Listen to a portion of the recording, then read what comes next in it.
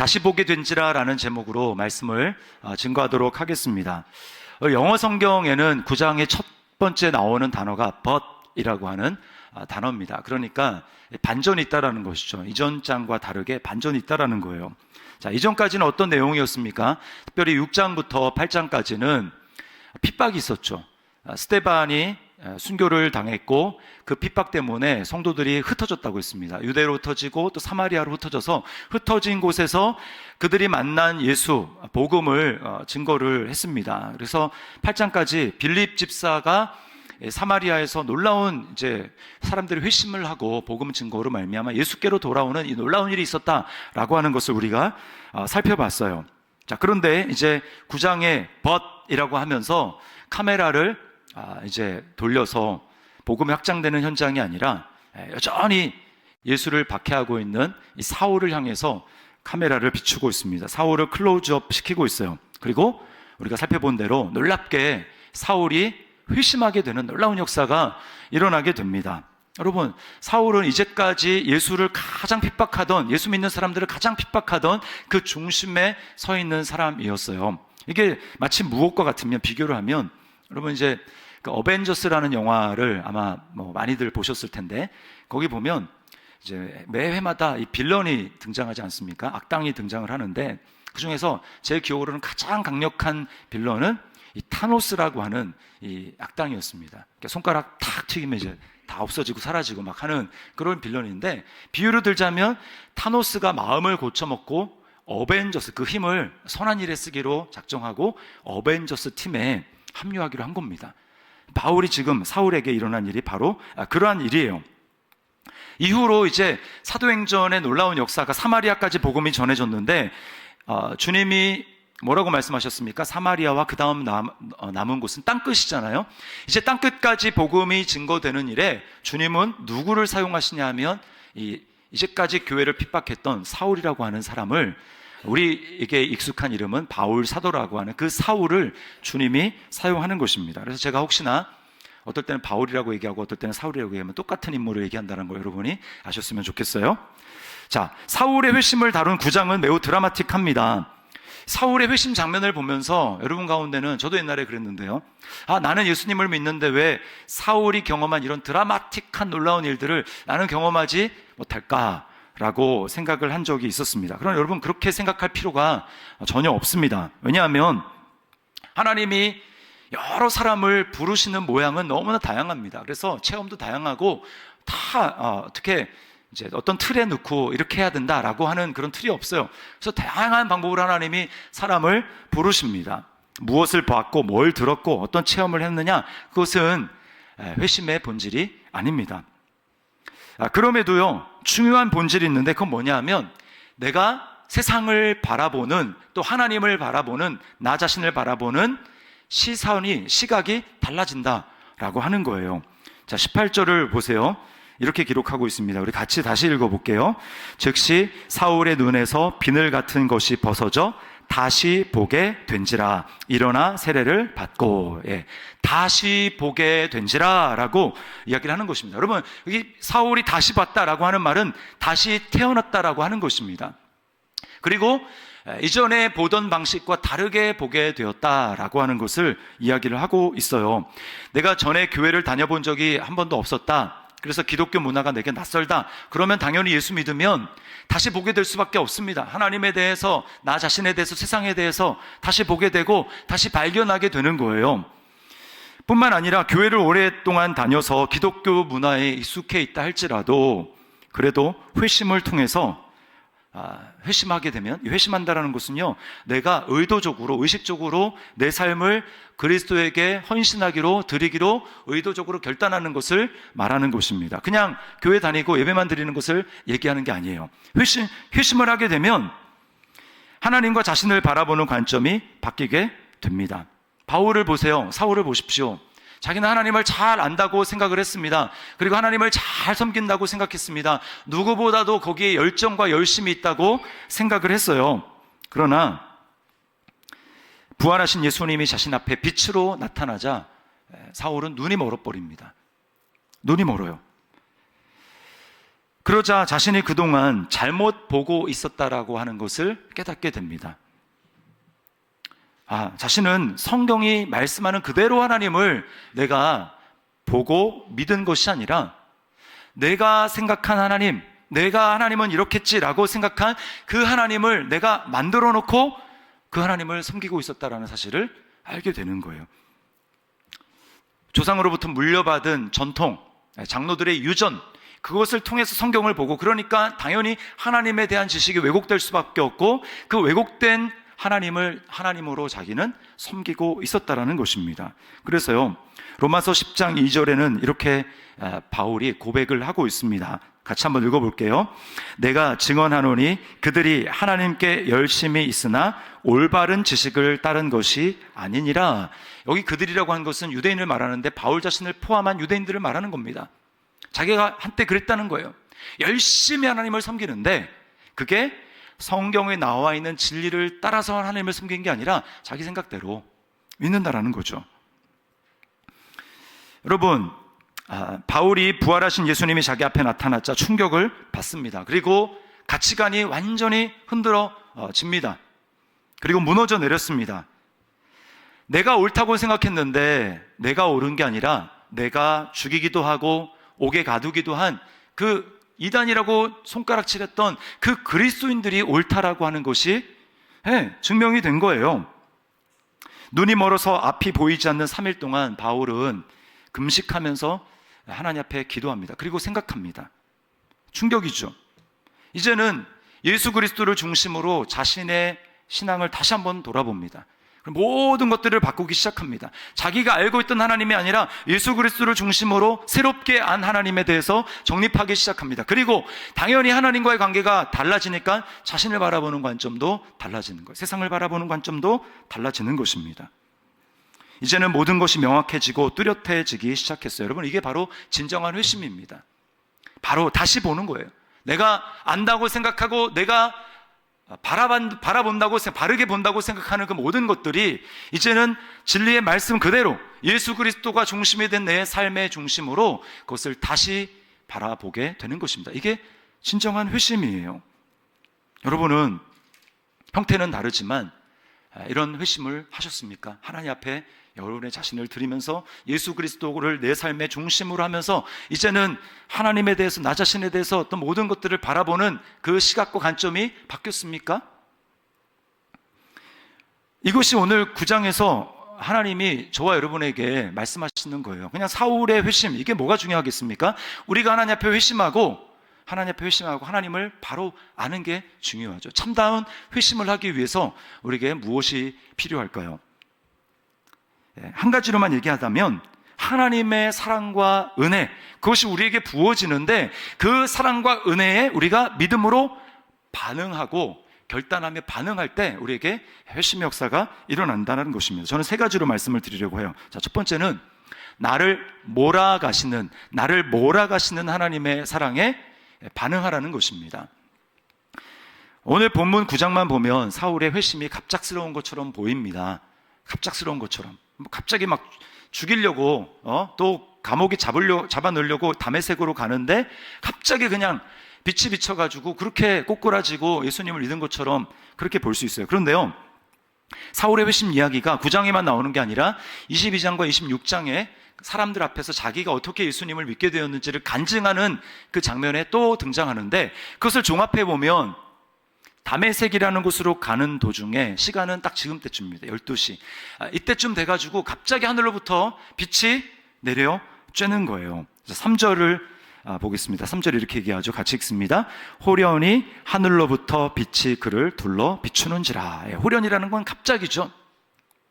여기 하늘로부터 빛이 비쳤다라고 하는 것은 빛으로 나타나신 부활하신 예수 그리스도를 이야기를 하는 것입니다. 빛을 창조하시고 빛 자체가 되시는 그분, 태양빛보다 비교할 수 없을 정도로 찬란하고 영광스러운 그 부활하신 예수님을 딱 만나는 순간 완전히 거기 압도됐습니다. 그리고 엎드러졌습니다. 눈이 멀었습니다. 자, 그런데요, 자신을 예수라고 밝히면서 예수님은 이런 말씀을 덧붙이세요. 사도행전 26장 4절입니다. 우리 같이 읽어볼게요. 사울아, 사울아, 네가 어찌하여 나를 박해하느냐? 가시채를 뒷발질하기가 내게 고생이니라. 자, 가시채를 뒷발질하기가 내게 고생이다. 가시채라는 것은 농경 시대에 이제 예를 들면 소가 밭을 갈잖아요. 그러면 그 뒤에서 뾰족한 막대기로 소가 밭을 갈지 않고 멈춰서 있거나 그러면 뒤에서 뾰족한 막대기로 이렇게 찌르는 겁니다. 그러면 이제 소가 괴로우니까 다시 앞으로 나가고 밭을 가는 거죠. 지금 마치 그것과 같이 예수님이 바울을 몰아붙이고 있다라고 하는 거예요. 어디로 몰아붙이겠습니까? 예수님 안으로 들어오도록, 예수님을 믿도록, 나를 인정하도록 예수님은 바울을 끊임없이 지금 몰아붙이고 있는 거예요. 지금 뒷발질하다라고 하는 그 단어가 현재형으로 되어 있습니다. 그러니까 뭐냐면 지금도 계속해서 주님은 그렇게 하고 있는데 바울은 뭐예요? 뒷발질하면서 버팅 끼고 고집을 피우면서 아니라고 계속해서 저항하고 있는 모습을 보여주는 겁니다. 겉으로는 바울이 지금 막 기세가 등등해서 성도들을, 예수 믿는 사람들을 다 잡아 죽이기 위해서 그렇게 하는 것 같지만 마음속으로는 굉장히 고뇌하면서 고통하고 있다라고 하는 것을 우리가 알 수 있는 거예요. 자, 학자들에 의하면요, 예수님과 바울이 나이 차이가 별로 나지 않고 비슷한 연배였을 거다라고 이야기를 합니다. 그리고 바울은 바리새인이었어요. 하나님에 대한 열심이 있었습니다. 그러니까 당연히 다른 이론을 전파하는 예수에 대해서도 알고 있었을 거예요. 어떤 가르침을 하는지, 하나님 나라에 대해서 뭐라고 말하는지 알고 있었을 거고요. 그리고 어쩌면 예수님의 그 십자가 현장에 바울이 멀리서라도 지켜봤을 수도 있습니다. 그리고 바울에게 가장 강력한 영향, 예수 그리스도에 대한 이미지를 다시 한번 떠오르게 한 것은 스데반의 죽음이에요. 예수님의 죽음은 자기가 적극적으로 주도한 것은 아니었지만, 스데반의 죽음은 우리가 살펴봤지만 사도 바울이, 즉 사울이 주도적으로 한 겁니다. 바로 그 앞에 있었고, 사울을 죽이려고 하는 그 증인들의 옷을 벗어서 그것을 맡아 가지고 있으면서 자기도 거기에 편을 들었습니다. 그리고 바로 옆에서 죽어가는 모습을 봤어요. 사람들에게 돌에 맞아 죽어가는데, 얼굴에 피투성이가 되어서 죽어가는데 그 얼굴이 뭐라고 합니까? 천사와 같았다. 여러분, 이 사도행전을 기록한 게 누가인데, 누가는 그때 없었단 말입니다. 근데 누가가 어떻게 스데반이 천사처럼 죽어간 걸 알겠어요? 나중에 선교 여행 가다가 같이 만나게 된 누가에게 바울이 얘기해 준 거예요. 자기가 경험한 거 얘기해 준 겁니다. 그래서 누가가 그걸 쓴 거예요. 천사와 같았다, 얼굴이. 이해할 수 없는 것입니다. 율법을 열심히 지키는 바리새인 그리고 그렇게 바리새인으로 알고 있는 수많은 사람들 중에서 한 번도 그런 얼굴을 본 적이 없어요. 뭐 죽어갈 때든지 뭐 하든지. 근데 지금은 손가락질하고 이단이라고 정죄해서 죽어가는 그 스데반의 얼굴에는 천사와 같은 얼굴을 보는 것입니다. 뿐만 아니라요, 스데반이 한 말이 잊혀지지 않고 뇌리에 맴돕니다. 스데반이 뭐라고 했냐면요, 죽기 전에 하늘이 열리고 인자가 하나님 우편에 서신 것을 보노라. 이 말은 지금 내가 하나님을 보고 있습니다. 하나님 나라를 보고 있습니다. 이 지금 얘기를 하는 거거든요. 아니, 어떻게 정죄받아서 신성 모독했다고 해서 정죄받아 죽어가는 그 죄인에게 하나님이 하늘을 보여주실 수가 있지, 천국을 보여줄 수가 있지? 이해가 안 되는 거예요. 더 충격적인 것은 그가 기도한 것입니다. 스데반이 뭐라고 기도합니까? 주여, 이 죄를 그들에게 돌리지 마옵소서. 자기를 지금 죽이고 있는 사람들을 향해서 미워하지 않고 어떻게 죽어가는 마당에 저런 기도를 할 수 있는가? 분명한 것 한 가지는 나는 그렇게 할 수 없다라는 거였습니다. 나는 절대로 저렇게 할 수 없다라고 하는 게 이 사울의 마음속에 있는 생각이었어요. 그러면서 어떤 생각이 피어오릅니까? 정말 예수가 부활한 메시아가 맞을까? 혹시 예수가 진짜가 아닐까? 라고 하는 마음속 한편에 그런 의혹과 그런 마음이 막 점점 커져 오는데, 머릿속으로는 어떠는 거예요? 막 머리를 흔들면서 아니야, 그럴 리가 없어 라고 하면서 계속해서 부인하고 있는 거죠. 이게 바로 가시채를 지금 뒷발질하고 있는 사울의 모습이라는 거예요. 내면의 고통이라는 것입니다. 여러분, 이렇게 고뇌하고 있을 때 예수님이 나타난 거예요. 그의 빛으로. 그러면서 예수님을 믿게 된 것입니다. 여러분, 하나님이요, 우리를, 예수님을 믿도록, 회심하도록 우리를 몰아붙이는 그 방법 중에 우리에게도 똑같습니다. 갑자기 한 번도 들어보지 못했는데 그러지 않아요. 우리에게 먼저 가시채를 통해서 알게 하십니다. 이제껏 내가 옳다고 생각한 사고체계를 막 흔듭니다. 이해할 수 없는 머릿속에 물음표가 따라오는 거죠. 그런 일을 허락하십니다. 그래서 어떤 경우에는 믿었던 사람에게 배신을 당하는 일을 하나님이 허락하십니다. 또 자신하던 건강에 적색불이 들어옵니다. 재정적 파산을 경험하기도 합니다. 사랑하는 사람에게 힘든 일이 생깁니다. 사랑하는 사람을 하나님이 데려가시는 일도 있습니다. 이런 일들을 겪으면서 어떤 마음속에 생각이 듭니까? 마음속에 공허와 허무감이 찾아오는 거예요. 인생에 별로 의미가 사라지는 겁니다.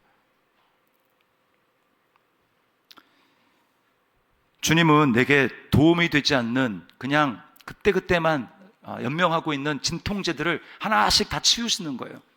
그래야 내가 지금 얼마나 중병에 걸렸는지를 내가 직시하고 이것 가지고는 안 되는구나, 그러면서 주님 앞에 나와 주님이 마련한 수술대 위에 올라가 주님으로부터 고침받고 수술받고 살아날 수 있기 때문에 하나님은 그 하나하나 다 걷어가시는 거예요. 프란시스 톰슨이라고 하는 1800년도 중반에 있었던 영국 시인이 있습니다. 이 사람이 굉장한 고통 가운데, 인생의 몰락 가운데 예수님을 믿게 되는데, 이 사람이 시를 썼어요. 근데 그 시의 제목이 천국의 사냥개라는 시입니다. 제가 여러분에게 한두 번 말씀을 드린 적이 있어요.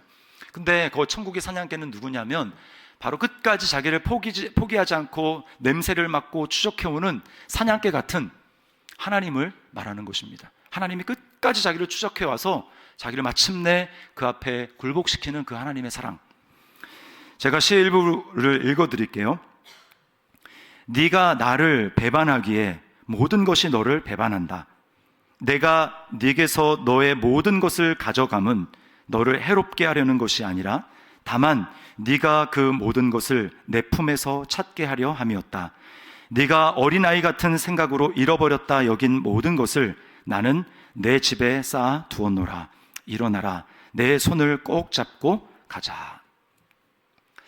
여러분, 지금 하나님이 여러분을 어떻게 몰아가고 있습니까? 어떤 가시채를 여러분에게 허락하셔서 그것이 여러분을 괴롭게 하려는 것이 아니라 하나님께로 여러분을 이끌고자 하시는, 여러분을 진정한 회심으로 이끌고자 하는 주님의 사랑이라는 것을 여러분 아시기를 주님의 이름으로 축원합니다. 그리고 그것을 알거든 버팅기지 마세요. 여러분만 손해입니다. 그것은 여러분을 주님께로 이끌고 하자는 주님의 사랑이에요. 사랑.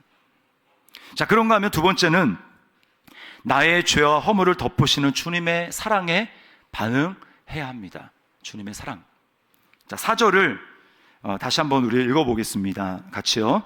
땅에 엎드려져 들음에 소리가 있어 이르시되 사울아 사울아 네가 어찌하여 나를 박해하느냐 하시거늘.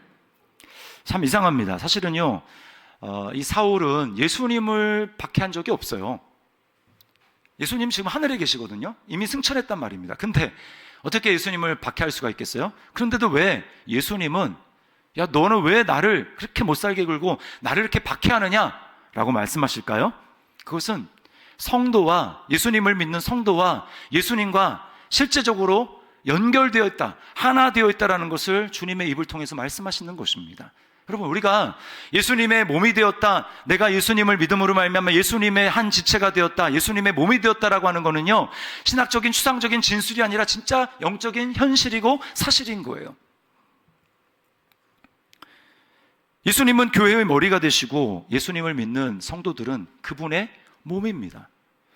그러니까 지금 사울이 지금 성도들을 막 박해하고 옥에 가두고 죽이고 막 이러고 있으니까 몸이 막 괴롭힘을 당하는 거, 막 찔리는 거예요. 그러니까 머리이신 주님이 막 너무 괴로운 겁니다. 연결되어 있는데 자기가 너무 아픈 거예요. 하늘에 계시지만. 여기서 우리가 알 수 있는 사실이 뭡니까? 여러분이 교회에 주님의 몸에 하는 것이 곧 주님께 하는 것이라는 것입니다. 여러분이 주님의 몸에 헌신합니까? 그것은 주님께 헌신하는 것입니다. 교회를 섬기고 봉사합니까? 그것은 그냥 한 단체에 봉사하는 것이 아니라 바로 주님께 봉사하고 주님을 섬기는 것입니다. 반대로도 마찬가지예요. 여러분은 그냥 단지 교회에 대해서 비방하고 교회에 대해서 함부로 말했습니까? 그것은 주님에 대해서 비방하고 주님에 대해서 함부로 말한 것입니다. 교회에 무관심합니까? 그것은 주님께 무관심한 것입니다. 교회보다 여러분 자신이 먼저입니까? 그것은 주님보다 나 자신을 앞세우고 있는 것입니다. 여러분, 그러므로 주님을 깊이 알기를 원하세요? 주님을 깊이 경험하기를 원하십니까? 그렇다면 여러분은 교회 공동체에 헌신하셔야 돼요. 교회 공동체 안에 깊이 들어오시고 헌신하시고 여러분을 거기에 드려야 하는 것입니다. 그럴 때 주님을 깊이 알 수 있고 주님을 경험할 수 있는 거예요. 그러므로 여러분, 그런 의미에서 다락방에서 교제하고, 그리고 이번 주 수요일 날 온가족 운동회 하잖아요. 그것은 그냥 단지 행사가 아닙니다. 그리스도의 몸이 한자리에 모이는 거예요. 주님의 이름으로. 우리가 주님의 한 몸임을 고백하는 것입니다. 우리는 몸으로 주님을 섬기고 있다는 것을 여러분 꼭 기억하시기 바랍니다. 우리는 혼자가 아니에요. 자, 이런 의미에서 사울은 지금 몸을 계속 괴롭게 하는 거예요. 주님이 너무나 괴롭습니다. 그런데 주님이 사울에게 나타나서 보이신 모습은요, 사울을 막 정죄하고 사울에게 벌을 주는 모습이 아니라 사울을 용납하시는 사랑이었어요. 자, 5절에 이렇게 말씀합니다. 5절에 주님이 말씀하십니다. 같이 읽습니다. 대답하되 주여 누구시니까? 이르시되 나는 네가 박해하는 예수라.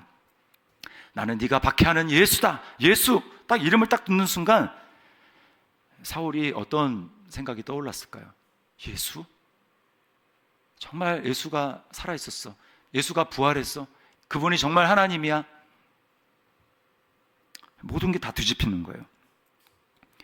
이제껏 자신은 열심히 살아왔고 하나님을 위해서 대단한 일을 했다고 생각했는데 자기가 했다고 한 그 대단한 일은 전부 다 뭐였습니까? 하나님을 대적한 거였어요. 하나님을 대적한 것, 하나님을 괴롭힌 것, 하나님과 원수되는 일들만 자기가 한 것입니다. 내가 하나님이신 예수님을 죽인 거구나. 스데반이 아니라 신성 모독을 한 사람은 정말 스데반이 아니라 나구나.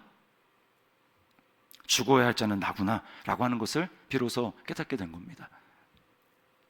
자, 여러분, 자기를 괴롭게 한 이런 사울을 너무나 괴롭게 한 그 사울을 주님이 어떻게 하셔야 됩니까? 주님이 심판하셔야 되잖아요. 그런데 주님은 오히려 그 사울을요 용납하시고 그를 자신의 이름을 증거하는 그 일에 가장 중요한 그 오른팔에 쓰십니다. 그래서 15절에 이렇게 얘기하시죠. 15절 같이 읽습니다. 주께서 이르시되 가라, 이 사람은 내 이름을 이방인과 임금들과 이스라엘 자손들에게 전하기 위하여 택한 나의 그릇이라. 사울이 생각했던 하나님은 벌을 면제하지 않는 하나님입니다. 벌을 반드시 짚고 넘어가고 그것을 처리하면 하는 그런 하나님이에요. 그래서 출애굽기 34장 7절에 모세에게 나타나신 하나님은 자신을 이렇게 이제 설명하십니다. 세 번역에 이렇게 되어 있어요.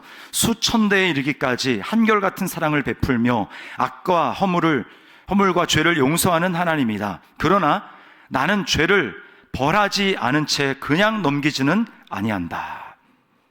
사울이 지은 죄는요 그냥 넘어갈 수 없는 죄입니다. 왜냐하면 신성모독을 했거든요. 또 무고한 사람을 죽였거든요. 그런데 주님은 사울에게 그 죄를 묻지 않으십니다.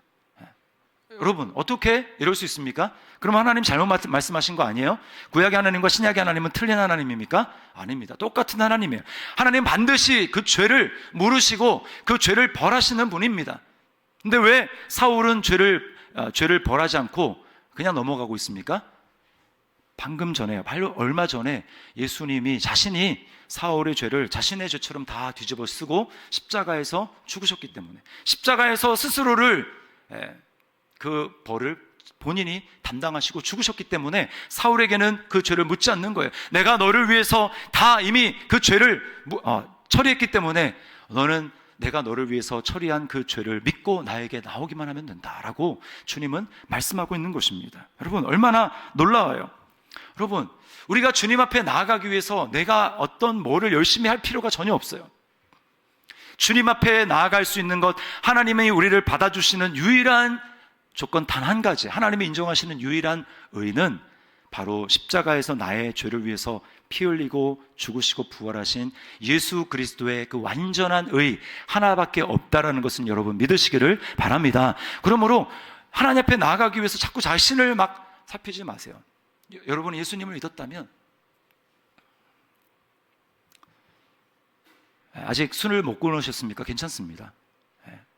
담배를 피십니까? 괜찮습니다. 또 여러분이 아직 어떤 중독에서 벗어나지 못했습니까? 괜찮습니다. 그것 때문에 주님 앞에 나가는 게 막히지 않아요. 왜? 주님이 나를 위해서 이미 십자가에서 죽으셨기 때문에. 여러분, 주님 앞에 나오기만 하면 됩니다. 그 사랑을 의지해서 사울이 지은 마땅히 죽어야 마땅할 그 죄를 알면서도 내가 너를 위해서 죽었으니 너는 내게 나오면 된다 라고 말씀하시는 그 주님의 사랑은 사울에게만 해당되는 것이 아니라 바로 저와 여러분을 위한 나타나신 주님의 사랑이라는 것을 여러분 믿으시기를 바랍니다. 주님 앞에 나오면 주님 해결해 주시는 거예요. 내가 해결해서 주님 앞에 나가는 게 아닙니다. 거꾸로 했어요. 거꾸로. 주님 앞에 나오면, 그럼에도 불구하고 주님 앞에 나오면 주님이 저와 여러분을 새롭게 하시고 치료해 주시고 온전하게 해 주실 줄 믿습니다. 이걸 바울이 알고 사울이 알고요, 너무나 감격했어요. 그래서 이 사울의 고백을 들어보십시오. 세 번역으로 디모데전서 1장 14절과 16절, 14절부터 16절 우리 같이 한번 나의 고백으로 한번 읽어보겠습니다. 시작. 우리 주님께서 나에게 은혜를 넘치게 부어주셔서 그리스도 예수 안에서 얻는 믿음과 사랑을 누리게 하셨습니다. 그리스도 예수께서 죄인을 구원하시려고 세상에 오셨다고 하는 이 말씀은 믿음직하고 모든 사람이 받아들일 만한 말씀입니다. 나는 죄인의 우두머리입니다. 그러나 하나님께서는 나에게 자비를 베푸셨습니다. 그 뜻은 그리스도 예수께서 끝없이 참아주심의 한 사례를 먼저 나에게서 드러내 보이심으로써 앞으로 예수를 믿고 영생을 얻으려고 하는 사람들의 본보기로 삼으시려는 것입니다. 아멘.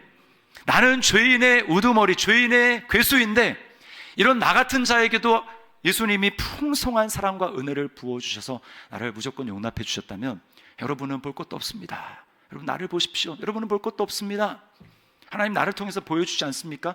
여러분 주님께로 나오십시오 라고 지금 바울이 고백하고 있는 것입니다. 여러분 이 주님의 사랑에 반응하십시오. 이 주님의 사랑에 여러분의 삶을 드리십시오. 마지막 세 번째는 주님의 몸을 통해 보여주시는 주님의 사랑에 반응하라는 것입니다. 자, 여러분 주님에게 사울에게 주님이 나타나셨으면 사실 주님이 다 하셔도 되거든요. 근데 이상한 건 주님이 다 하지 않고요, 아나니아라고 하는 사람을 갑자기 중간에 개입을 시키십니다. 눈이 멀었으면 주님이 자 이제 내가 3일 지난 다음에 내가 다시 나타나서 너의 눈을 밝혀주노라, 그리고 내가 너를 이방인의 사도로 내가 보내노라, 이렇게 직접 말씀하실 수 있잖아요. 근데 왜 갑자기 아나니아를 등장시키느냐 말입니다. 주님이 두 사람에게 동시에 환상을 보여줍니다. 그 환상을 보는 매개체는 기도였어요. 두 사람이 기도하고 있을 때 바울이 눈이 멀은 채로 3일 동안 기도를 하는 중에 환상을 하나님 보여주시는데 뭐냐면, 어떤 환상이냐면 아나니아라고 하는 사람이 들어와서 자기 머리에 손을 얹고 기도를 하는데, 그래서 자기가 다시 눈을 뜨게 되는 그 환상을 하나님 보여주십니다. 동시에 아나니에게는 무슨 환상을 주시냐면, 아나니아도 기도하는데 하나님이 자신에게 음성을 들려주는 겁니다. 야, 방금 전에 사울이 이런 환상을 봤어. 네가 가서 안수해서 눈을 다시 떠주게 하는 환상을 봤어. 그러니까 너 환상에, 사울이 본 환상대로 너 가야 되겠지? 너 가라. 이렇게 주님의 음성을 들려주시는 겁니다. 자, 그런데요, 이 아나니아 입장에서는 이게 너무나 청천벽력 같은 이야기예요. 아나니아가 들은 사울에 대한 그 소식과 소문은 뭡니까? 가면 죽는다. 사울은 지금 그 때문에 왔다. 체포영장을 가지고 이 다메섹에 있는 예수 믿는 사람들 다 잡아가려고 왔다라고 하는 거거든요. 근데 주님이 가라는 거예요. 그 사람에게 안수하라는 겁니다. 이거는요, 지금 고양이 앞에 생선을 맡기는 꼴과 다름없고 지금 경찰 앞에서 나 잡아가십시오라고 하는 것과 다름이 없어요. 그럼에도 불구하고 아나니아는 순종합니다. 왜요? 예수님이 내가 그를 택했다, 내가 그를 이방인의 사도로 택했다라고 하는 주님이 택하셨다는 그 말씀 한마디에 보지 않았고 정말 변화됐을까? 모르지만 위험 부담을 안고 순종하며 가는 거예요. 어떻게 될지 모르는데. 여러분, 이건 이 아나니아의 모습 속에서 우리는 자신의 생각과 경험과 판단을 내려놓고 순종하며 나아가는 예수님의 모습을 보게 되는 겁니다. 그러자 놀라운 하나님의 역사가 일어나죠. 사울을 만나고 아나니아가 이렇게 사울에게 이야기를 합니다. 17절 말씀이에요. 자, 우리 같이 한번 읽어보겠습니다. 아나니아가 떠나 그 집에 들어가서 그에게 안수하여 이르되, 형제 사울아, 주 곧 네가 오는 길에서 나타나셨던 예수께서 나를 보내어 너로 다시 보게 하시고 성령으로 충만하게 하신다 하니. 네, 여러분, 여기 형제 사울아, 이 말이 정말 놀라운 말입니다. 언제 봤다고 형제예요? 그리고 아나니아의 마음속에는 사울에 대한 적개심이 있습니다. 왜요? 자기가 아는 사람 중에, 자기 친척 중에, 또는 가족 중에라도 예루살렘에서 예수님을 믿다가 옥에 갇힌 사람도 있을 수 있고요, 또 죽은 사람도 있을 수 있습니다. 그 적개심을 가지고 있는데 주님의 말씀에 순종해서 왔는데 지금 처음 보는 사울을 향해서 지금 뭐라고 얘기하는 거예요? 형제 사울아, 형제 사울아. 느낌으로는 전혀 아니죠. 근데 단 한 가지, 주님이 택했다고 하니까, 주님이 택하셨다고 하니까 그 한마디 말씀에 지금 스데반은 입을 열어서 당신은 나의 형제입니다, 예수 안에서 당신은 나의 형제입니다, 우리는 한 가족입니다 라고 지금 고백하고 있는 거예요. 이 아나니아 입장에서는 주님의 말씀에 순종한 용서였지만, 거꾸로 이 말을 듣는 사울의 입장에 여러분이 됐다고 한번 생각을 해보십시오. 방금 전까지 나는 지금 죽이려고, 사람들 다 잡아 가주려고 그렇게 왔는데, 방금 전에 지금 예수를 만났고, 그리고 예수를 믿는 제자 중에 한 사람이 와서 자기에게 손을 얹고, 아직 앞을 못 봐요, 손을 얹고 하는 첫 마디가 형제 사울아, 형제 사울아. 나를 형제라고 부르라니. 나는 그들에게 핍박하고 잡아가두고 죽인 것밖에 없는데 나를 어떻게 형제라고 부를 수 있지? 제가 여기 성경은 기록되지 않았지만 저는 사울의 눈에서 뜨거운 눈물이 흘러내렸으리라고 생각을 합니다. 왜요? 자책감이 있잖아요. 내가 예수님을 믿어서 용서는 받았다고 하지만 이제 예수 믿는 사람들을 어떻게 볼 것인가? 내가 한 일이 있는데 자책감이 들지 않겠습니까? 주님은 그걸 아시고, 너 나를 믿을 뿐만 아니라 나를 믿는 이제 내 몸들과도 화해를 해야 돼 라고 하면서 그들을 통해서 지금 용서받고, 입술을 통해서 너는 내 형제다, 너는 내 가족이다 라고 하면서 공동체 안으로 그들을 용납하는, 바울을 용납하는 그 주님의 사랑을 주님이 보여주시는 거예요. 사울의 마음에 있는 죄책감과 그리고 이 자책감을 주님께서는 이 아나니아를 입을 통해서 깨끗이 씻어주시는 주님의 사랑을 보게 되는 것입니다. 여러분, 사울은 이 아나니아의 말을 통해서 스데반을 떠올렸을 거예요.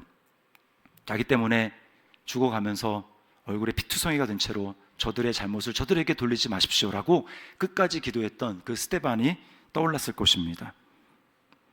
율법대로 하면 자기가 무지한 피를 흘렸기 때문에 자기가 돌에 맞아 똑같이 죽어야 되는데, 그렇지 않고 하나님의 가족으로 용서해 주며 받아들이는 이 아나니아의 모습 속에서 정말 하나님의 사랑을 너무 가까이서 경험했을 것입니다.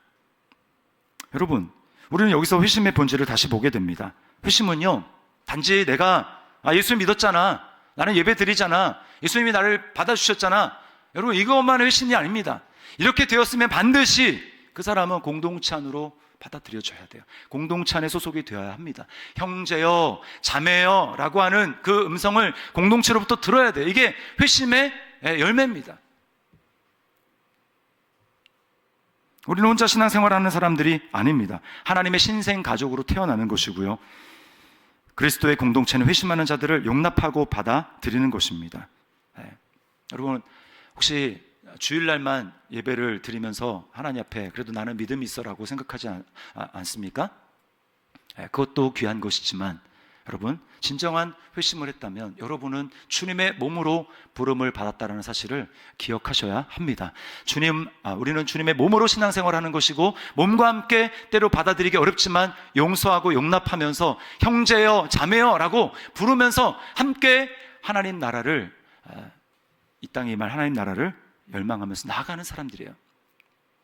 여러분, 진정한 회심으로 주님 앞에 반응할 수 있기를 주님의 이름으로 축원합니다.